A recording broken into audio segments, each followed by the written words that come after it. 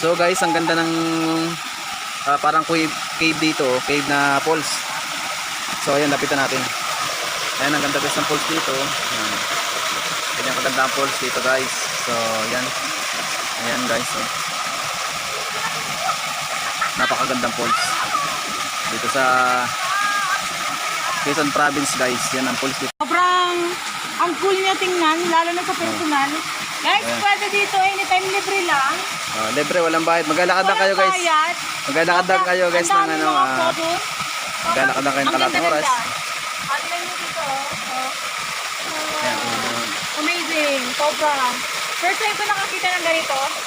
Sobra ako na-satisfied. My God! Dito na lang tayo tumira. Next, number 10. Next tayo This sa is number 9. So guys, number 10 naman kami. See you at number 10. Yun yung pinakamaganda. Okay.